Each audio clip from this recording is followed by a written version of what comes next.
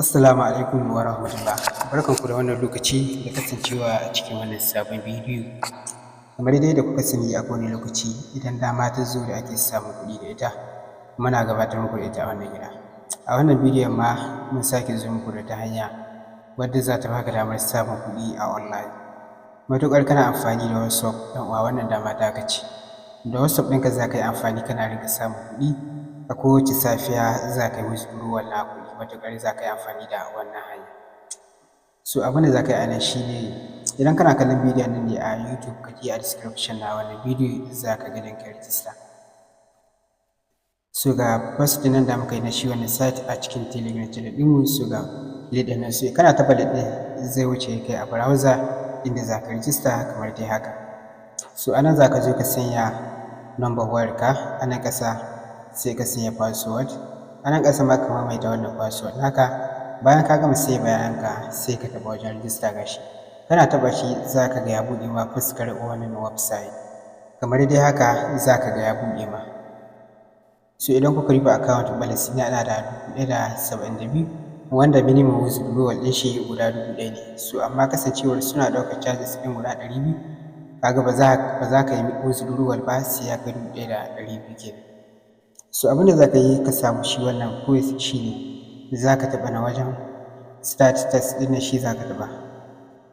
Ok, so kana taɓa shi zai nuna feji kamar haka. So anan za ka zo ka sanya number wayarka wadda kake WhatsApp da ita. Bayan ka sanya number wayarka sai ka taɓa wajen get verification ɗin nan, za su turo ma da code wanda za ka kwafe shi a nan. Ka je a cikin WhatsApp ɗinka ka yi connecting da WhatsApp ɗinka.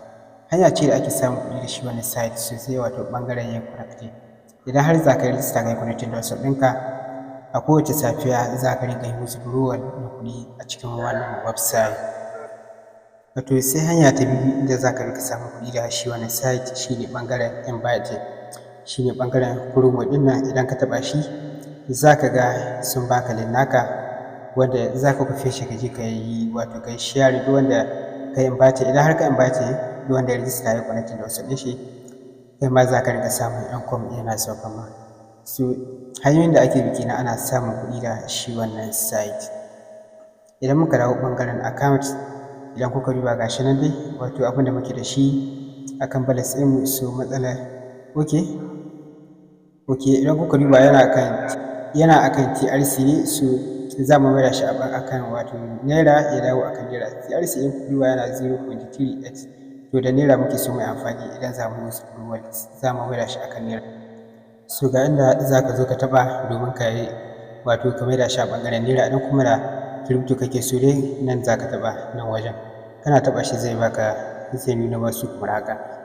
So ga naira nan, idan da naira za ka yi, idan kuma da TRC ɗin dai gashi nan, kowanne dai kala coin za ka yi da shi gashi nan. So mu za mu yi amfani ne da naira gashi. Idan kuka duba gashi nan, coins ɗinmu da muke da shi guda 1072 yana buga mana naira 310.88. So yanda za ka yi, wato kai withdrawal idan har ka samu abin da kai minimum withdrawal shi, za ka taɓa na account withdrawal ɗin. Kana taɓa shi zai nuna feji kamar haka. So sannan sai ka taɓa shi kan Nigeria idan a Nigeria kake kenan, ka taɓa shi kan Nigeria kamar haka. So anan za ka zo ka sanya bayananka na account wajen edit ɗin nan, a can za ka je ka sanya bayananka. So kasancewar mu already mun saka bayanan ga account number ɗinmu na ya bayyana. Idan za mu yi withdrawal za mu sanya abin da za mu yi withdrawal a nan. So idan kuka duba withdrawal fee guda 200 ɗin da na gaya muku suna ɗaukar charges, suna ɗauka. Sai ka zo ka sanya wato abin da za ka cire a nan wajen. Bayan ka sanya abin da kake so ka cire sai ka taɓa wajen share ɗin nan take za ka ga su tura ma da kuɗinka zuwa account ɗinka. Kana yin withdrawal yakan sauka ba ɓata lokaci. Wannan shi ne takaitaccen bayani akan wannan bidiyo. Idan bidiyo na burge ku yi like, ku share ɗin shi domin wasu su ma su gani su amfana. Mun gode, mu haɗu a lokaci na gaba.